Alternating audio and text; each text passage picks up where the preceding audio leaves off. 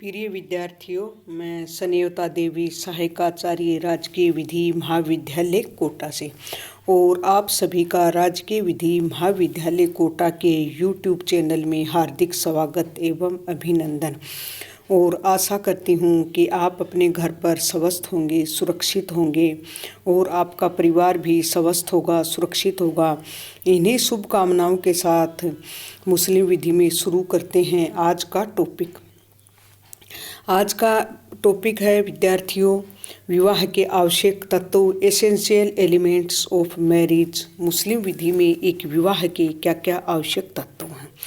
पिछले टॉपिक में अपन ने पढ़ा था कि मुस्लिम विधि में निकाह क्या होता है। उसके बाद पढ़े थे कि मुस्लिम विधि में जो विवाह है इसकी प्रकृति क्या है। ये समस्त बातें अपन ने पिछले टॉपिक में देखी थी।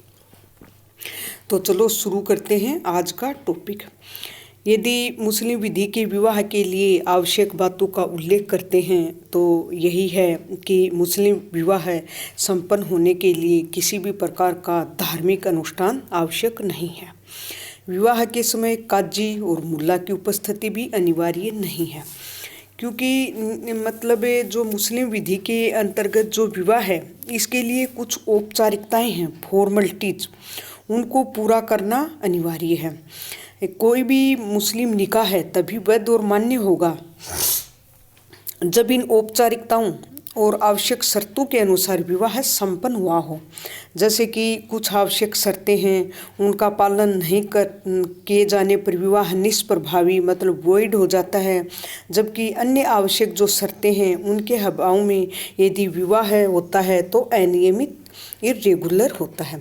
तो अब देखते हैं कि ये जो फॉर्मलिटीज़ हैं, ये औपचारिकताएं हैं, कौन कौन सी औपचारिकताएं हैं जिनका पालन करना अनिवार्य है मुस्लिम विधि के अंतर्गत। तो सबसे पहले लेके चलते हैं प्रस्ताव एंड स्वीकृति, प्रपोजल एंड एक्सेप्टेंस। ठीक है, तो प्रस्ताव को मुस्लिम विधि में इजब कहते हैं, स्वीकृति को कबूल कहते हैं। अब प्रस्ताव और स्वीकृति के अंतर्गत भी क्या क्या होना चाहिए। उपस्थिति मतलब जो पक्षकार प्रस्ताव देगा और जो पक्षकार उसको स्वीकार करेगा, शब्दों का जो उच्चारण है वो दोनों पक्षकारों या उनके अभिकर्ताओं की, मतलब जो भी उनके अभिकर्ता हैं, जिनको मान लो वकील भी कहते हैं, उनकी उपस्थिति में होना जरूरी है। और दोनों पक्षकार एक दूसरे के कथन को सुन सकें और वो जो भी कॉन्टेक्ट वगैरह है उसको समझ सके। फिर उपस्थिति के बाद क्या है, एक बैठक। ये जो भी है वन मीटिंग मतलब एक बैठक, जो भी सहव्यार है जैसे प्रस्ताव है, स्वीकृति है, इसका एक बैठक में पूरा होना अनिवार्य है। उदाहरण के लिए देखते हैं, जैसे कि यदि एक पक्षकार द्वारा प्रस्ताव कर दिया और दूसरा पक्षकार प्रस्ताव करने के बाद बाहर चला जाता है और अपनी स्वीकृति मान लो उसने नहीं दी है, स्वीकृति देने से पहले किसी दूसरे काम में लग जाता है, तो वह स्वीकृति सुविधा पूरी नहीं होगी, तो वह मतलब विवाह की जो कॉन्टेक्ट है वो पूर्ण नहीं हुआ। तीसरा क्या है, साक्षी, मतलब विवाह के समय मुस्लिम विधि में साक्षी होने अनिवार्य हैं। तो जो साक्षी हैं, गवाह हैं, विटनेस, सुन्नी विधि के अंतर्गत तो क्या है, प्रस्ताव और जो भी स्वीकृति है वो दो पुरुष होने चाहिए, या यदि एक पुरुष है तो दो स्त्री की उपस्थिति में होना जरूरी है। मतलब इसमें साक्षी में पुरुष होना अनिवार्य है और जो कि स्वच्छित हो, व्यवसायिक हो और मुसलमान हो। साक्षियों की यदि अनुपस्थिति में विवाह किया जाता है तो विवाह शून्य नहीं होता है परंतु अनियमित हो जाता है। अब देखते हैं शिया विधि। शिया विधि के अंतर्गत विवाह के समय साक्षी अनिवार्य नहीं है और शिया विधि के अंतर्गत यदि साक्षियों की अनुपस्थिति में विवाह किया जाता है तो वो पूर्णतः वैध और मान्य होता है। फिर क्या है, स्वतंत्र इच्छा और सहमति कि जो भी दोनों पक्षकार हैं, जो अपने प्रस्ताव और स्वीकृति उनकी स्वतंत्र इच्छा और सहमति से होनी चाहिए। मतलब किसी भी प्रकार का अनुचित दबाव, कपट आदि इसके अंतर्गत नहीं होनी चाहिए। दोनों पक्षकार पूर्ण रूप से स्वतंत्र हो अपनी सहमति देने के लिए, और जो सहमति है वो भी कोई भविष्य की घटना पर घटित ऐसी नहीं होनी चाहिए। ठीक है। फिर क्या है, विवाह करने की क्षमता। तो विवाह करने की क्षमता देखते हैं तो सबसे पहले है विवाह की आयु। मतलब दोनों पक्षकारों में जो विवाह करने की क्षमता है उसमें आयु एक इम्पोर्टेंट है। तो मुस्लिम विधि में जो विवाह की आयु है एज ऑफ मेजोरिटी वयस्कता 15 वर्ष मानी गई है। परंतु यदि कोई 15 वर्ष से कम आयु का है, कोई भी लड़का है लड़की, तो उसका अभिभावक भी ऐसे वयस्क को सुविधा कर सकता है। परंतु इस अवस्था में ये जरूरी है कि वो 7 वर्ष से कम का न हो।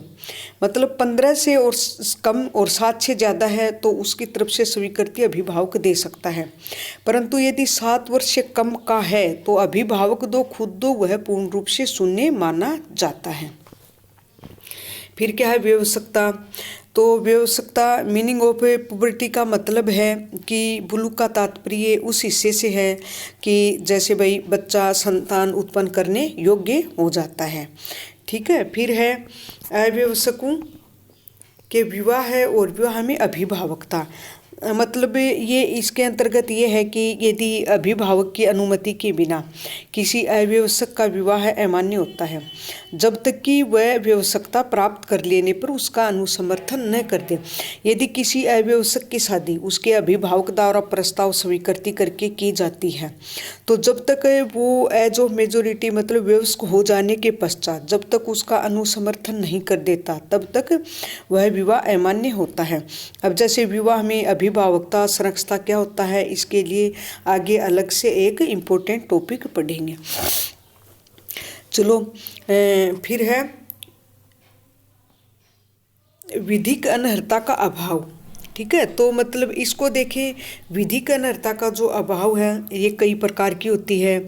जैसे व्यवस्कता, विवेक, स्वतंत्र सहमति के अतिरिक्त भी विवाह करने की योग्यता की एक अन्य शर्त होती है कि भाई संयोग में कोई किसी प्रकार की अनर्हता या बाधा न हो। जो ये विधिक अनर्हता है ये 4 प्रकार की होती है। तो कौन कौन सी है? पूर्ण असमर्थता। जो पूर्ण असमर्थता है इसके अंतर्गत ये भी जो पूर्ण असमर्थता है ये भी 3 प्रकार की होती है। जैसे एक तो रक्त संबंधी कराबात। मतलब मुस्लिम विधि के अंतर्गत कुछ संबंध ऐसे होते हैं जिनसे परस्पर संबंधित स्त्री पुरुष में विवाह नहीं किया जा सकता। जैसे कोई मनुष्य निम्न महिलाओं से विवाह नहीं कर सकता, जैसे अपनी माता दादी, अपनी चाहे वह जितनी भी पीढ़ी ऊपर हो, अपनी पुत्री या पोत्री चाहे जितनी पीढ़ी नीचे हो, अपनी बहन चाहे सगी हो या सहोदर, भाई की पुत्री या पोत्री। यदि रक्त संबंध के कारण जो भी विवाह किया जाता है निषिद्ध स्त्री से विवाह, ये पूर्ण रूप से शून्य होते हैं। मतलब पूर्ण असमर्थता के अंतर्गत जो भी विवाह किए जाते हैं वो पूर्ण रूप से शून्य होते हैं। इसके सिवा क्या है? विवाह संबंध या मुसारत। इसके अंतर्गत जैसे पत्नी की माता या दादी चाहे जितनी पीढ़ी ऊपर हो, पत्नी की पुत्री या पोत्री जितनी पीढ़ी नीचे हो, पिता या पितामह की पत्नी, ये समस्त इसके अंतर्गत आते हैं। फिर क्या है? धात्रे संबंध या इसको रिजा भी कहते हैं, फोस्टरेज। मतलब यदि कभी कभी क्या होता है कि कोई बच्चा है और उसकी आयु 2 वर्ष से कम है और उस बच्चे ने अपनी माँ के अतिरिक्त किसी अन्य स्त्री का दूध पिया है तो उन दोनों के बीच जो संबंध स्थापित होता है उसको क्या कहते हैं? धात्रेय संबंध। और वह स्त्री उस जो भी बालक है उसकी धाई माँ मानी जाती है। तो इसके अंतर्गत भी धात्रेय बहन से मतलब सगी बहन से ही नहीं तो धात्रेय बहन से भी वो विवाह नहीं कर सकता है। ये तो क्या थी? पूर्ण असमर्थता। पूर्ण असमर्थता 3 प्रकार की होती है। अब है सापेक्ष असमर्थता। पूर्ण असमर्थता के बाद क्या है? सापेक्ष असमर्थता। सापेक्ष असमर्थता 4 या 5 प्रकार की होती है। जो पूर्ण असमर्थता के अंतर्गत जो भी विवाह किया जाता है वो पूर्ण रूप से शून्य होते हैं। लेकिन जो सापेक्ष असमर्थता है वहाँ यदि शादी होती है तो वो शून्य न होकर वो अनियमित इरेगुलर होती है। तो जैसे सापेक्ष असमर्थता को लेकर चलते हैं तो जैसे अवैध संयोग है, बहुविवाह है, 5वीं स्त्री से विवाह है और उचित साक्ष्यों की अनुपस्थिति। ये पहले भी अपन ने पढ़ा कि उचित साक्ष्यों की अनुपस्थिति में यदि शादी की जाती है तो वो अनियमित होती है। और बहुविवाह पांचवी स्त्री मतलब मुस्लिम विधि के अंतर्गत 4 शादियों तक मान्य है। यदि पांचवी स्त्री से विवाह होता है तो वह अनियमित होती है। फिर क्या, धर्म में भिन्नता, अन्य धर्म जो कि हैं, इद्दत की बिताई हुई स्त्री, जो इद्दत है ये नेक्स्ट लेक्चर में अपन इसको अच्छे से अलग से क्लियर करेंगे, क्योंकि ये आपके शॉर्ट नोट आता है और ये इम्पोर्टेंट क्वेश्चन भी बनता है।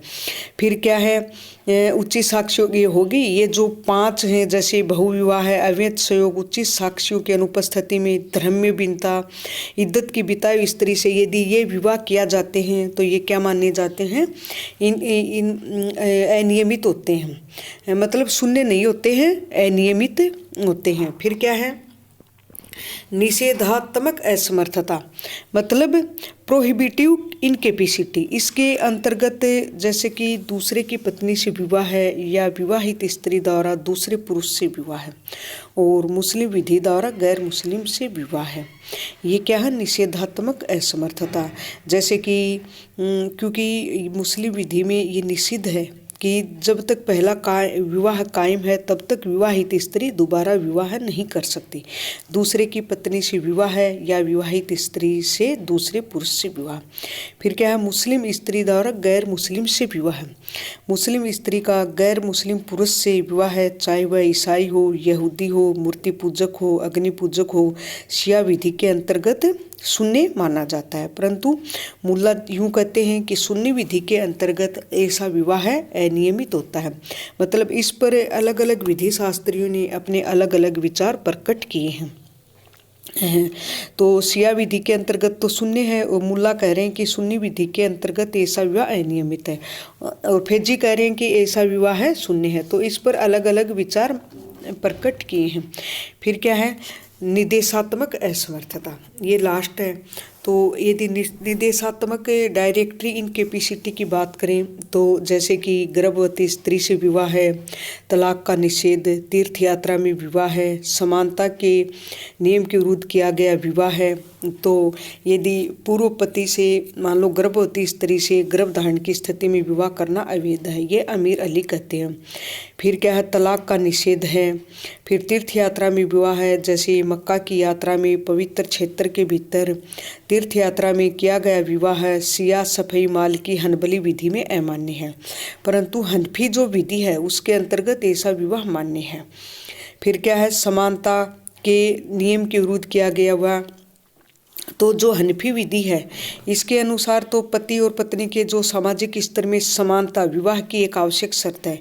यदि कोई भी वयस्क लड़की अपने से कोई भी सामाजिक स्तर से निम्न सामाजिक स्तर के यदि व्यक्ति के साथ विवाह करती है, और जो तो ऐसे व्यक्ति जो कि यदि आवश्यक होती है तो उनके विवाह के संरक्षक होते हुए भी विवाह को निरस्त करते हुए न्यायालय से प्रार्थना कर सकते हैं, और ऐसा विवाह शून्य करनी होता है। तो प्रिय विद्यार्थियों, ये अपना आज का टॉपिक था विवाह के आवश्यक तत्व, और ये इम्पोर्टेंट टॉपिक है, और मैं आशा करती हूँ कि यह आपके समझ में आया होगा, और आप सभी को इन्हीं शुभकामनाओं के साथ धन्यवाद।